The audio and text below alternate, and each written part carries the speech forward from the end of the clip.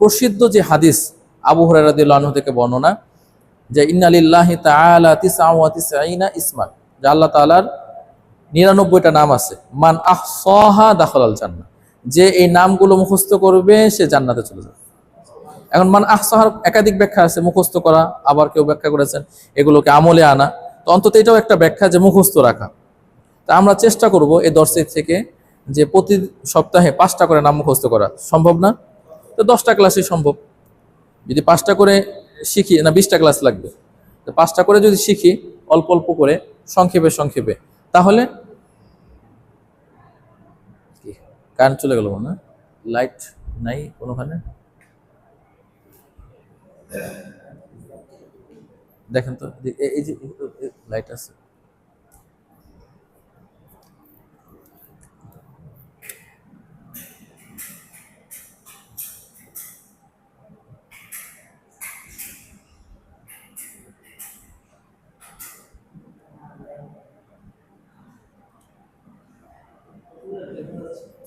দেখা যায়? আচ্ছা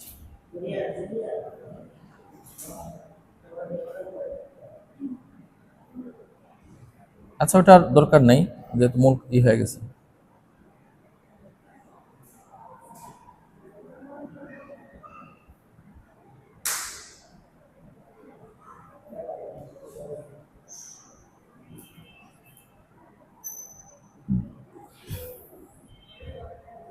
আচ্ছা, আমার সাথে সাথে বলেন আল্লাহু আর রহমানু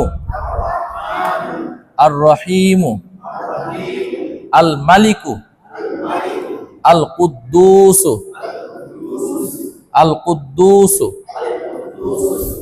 মুখস্থ করে ফেলবেন। আল্লাহু আর রহমানুর রহিমুল, এই যে মিলায় পড়েন এভাবে, এখানে তাসদিদ আছে মনে করেন, হ্যাঁ। আর রহমানুর, আর রহমানুর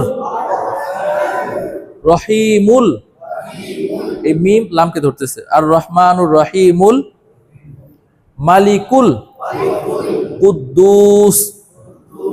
আবার পড়েন আল্লাহু আর রহমানুর রহিমুল মালিকুল কুদ্দুস। আল্লাহু আর রহমানুর রহিমুল মালিকুল কুদ্দুস।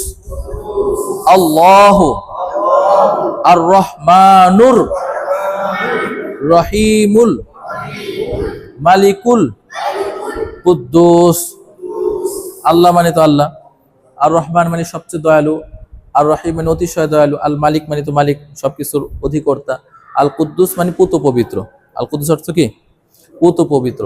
তো এগুলো আমি ওই যে আমাদের যে গ্রুপ আছে যারা অ্যাড নাই, রাজু ভাই একটু খেয়াল করে অ্যাড করে নিন, হ্যাঁ। তো আমরা ওইখানে এগুলো সব দিয়ে দিব, আপনারা একটু মেহেরবানি করে মুখস্থ করবেন। আগামী সপ্তাহে 5টা নাম আমাকে সবাই শোনাবেন, ঠিক আছে? পারবেন?